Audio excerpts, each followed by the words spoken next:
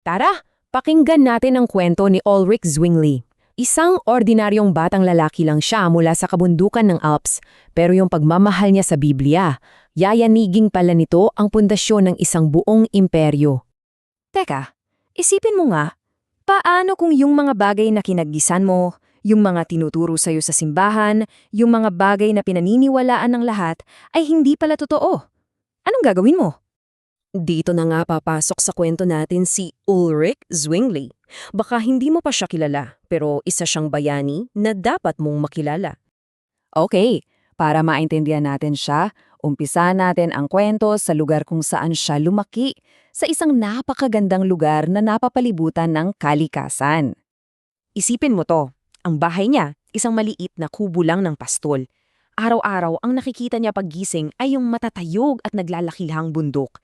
Dahil dito, bata pa lang siya, naramdaman na niya kung gaano kadakila at kung gaano kalakas ang kapangyarihan ng Diyos. At alam mo kung sino ang unang nagturo sa kanya? Ang lola niya. Napakarelihiyoso ng lola niya at siya yung nagtanim ng mga unang binhi ng pananampalataya sa puso ni Zwingli. Kinukwentuhan siya hindi ng mga alamat o kung ano-anong tradisyon, kundi ng mga totoong kwento mula sa Biblia. At dito nagsimulang mag-alab yung puso niya. Grabe ang bilis ng pag-iisip ni Zwingli. Sa edad na 13 anyos pa lang, sobrang talino na. Kaya napansin siya ng mga praile. Gusto siyang kunin para pumasok sa monasteryo. Pero yung tatay niya, naku, hindi pumayal. Alam niyang masasayang lang yung talino ng anak niya. Kaya iniligtas niya si Zwingli at dinala sa Basel para doon na mag-aral. At dito sa Basel, dito na mag-iiba ang lahat. May matutuklasan siyang isang ideya. Isang ideya nayayanig sa lahat ng alam niya at pinaniniwalaan ng mga tao sa paligid niya. So, ano ba yung idea na to? Itinuro sa kanya ng teacher niya na ang tanging paraan para mapatawad ang kasalanan ay hindi sa pamamagitan ng mga ritual o pera, kundi sa pamamagitan lang ng sakripisyo ni Kristo. Alam mo, sa panahon na yun, sobrang radikal ng ideyang yan. At para kay Zwingli, para itong unang sinag ng liwanag sa isang madilim na kwarto. Dahil dito, nagdesisyon si Zwingli. Sabi niya sa sarili niya, "Teka, hindi na ako aasa sa mga paliwanag ng iba. Ako mismo ang magbabasa at mag-aaral ng Biblia at direkta siyang hihingin ng tulong at gabay sa Diyos para maintindihan yung salita niya." So, ano ba talaga yung pinagkaiba? Ganito yan kasimple. Yung lumang turo ng simbahan para bang sinasabi na kailangan mong pagtrabahuhan o bayaran ang kaligtasan mo. Pero yung natuklasan ni Zwingli sa Biblia, hindi. Ang kaligtasan pala ay isang regalo, libreng-libre na binigay ng Diyos dahil sa ginawa ni Kristo para sa atin. At ngayong alam na niya ang katotohanan ng ito, handa na si Zwingli. Handa na siyang hamunin ang mga tradisyon na matagal ng pinagkakakitaan ng simbahan. Napunta siya sa Einsiedeln, isang sikat na lugar. At bakit sikat? Kasi meron daw doong isang milagrosong imahen ng Birheng Maria. Libu-libong tao ang dumadayo doon taong-taon. At doon mismo, sa sentro ng lahat ng yan, tumayo si Zwingli. At parang niyang sinabi, "Teka lang, hindi niyo kailangan ng mga imahen ng mahahabang paglalakbay o ng mga handog para mapatawad. Ang kailangan niyo lang si Kristo." Ipinangaral niya na ang tunay na pagsamba galing dakat sa puso, hindi sa mga panlabas na seremonya lang. At ang epekto? Unti-unting nabawasan yung mga taong pumupunta roon at syempre pati na rin yung mga donasyon. At eto yung aastig, diba? Yung sahod ni Zwingli galing mismo sa mga donasyon yon. Pero imbes na malungkot, natuwa pa siya. Kasi para sa kanya, mas mahalaga na mabuksan ang isip ng mga tao at masira yung pamahihin kaysa sa sarili niyang pera. Mula sa maliit na bayan, lumipat si Zwingli sa isang mas malaking lungsod, sa Zurich. Mas lumawak yung impluensya niya, pero kasabay nito, mas dumami at lumakas din yung mga kaaway niya.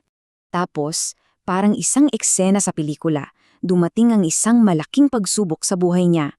Isang nakamamatay na sakit na tinawag na Great Death ang kumalat sa buong bansa. At si Zwingli mismo, tinamaan. Grabe, halos mamatay na siya.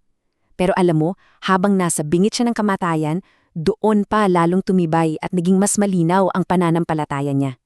Kaya nung gumaling siya, yung pangangaral niya, naging mas makapangyarihan pa.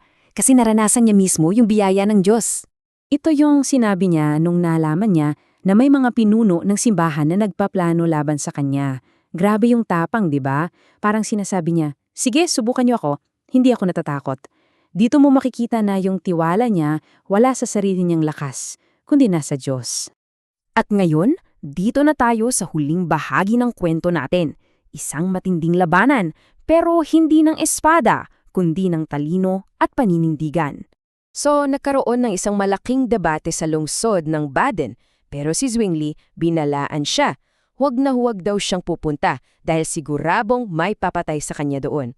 So, paano siya lalaban kung bawal siyang pumunta? Dito mo makikita kung gaano sila katalino. Gumawa sila ng isang secret mission. Ganito yung plano. Gabi-gabi, may isang estudyante na palihim na magsusulat ng lahat ng nangyari sa debate. Tapos, ibibigay niya yung mga sulat sa dalawa pang estudyante. Itatago nila yung mga sulat sa ilalim ng mga basket ng manok para hindi mahuli ng mga gwardya. Tapos maglalakbay sila papuntang Zurich. Buong gabi, magsusulat si Zwingli ng mga sagot at diskarte niya. Kinaumagahan, babalik yung mga estudyante para palihim na iabot yung mga sagot sa Baden. Ang galing, di ba? So, pagkatapos ng lahat, ano ang nangyari? Opisyal na ideklara ng simbahan na sila yung panalo. Pero alam mo kung ano ang totoong epekto?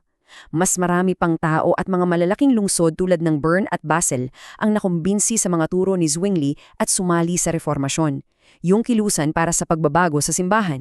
Kaya yon, kahit sa papel ay talo sila, sa totoong buhay mas lalo pang kumalat yung katotohanan. Ipinapakita lang nito na kapag pinalindigan mo ang tama gamit ang tapang at talino, pwedeng magbunga ito ng malaking pagbabago. Ang kwento ni Zwingli ay hindi lang basta kwento mula sa nakaraan. Isa itong paalala para sa ating lahat na kahit isang tao lang, kahit isang bata mula sa bundok, ay pwedeng gumawa ng malaking pagbabago kung meron siyang ipinaglalaban na katotohanan. Kaya ang tanong ko para sa iyo ngayon, anong mga bagay o ideya ang handa mong panindigan?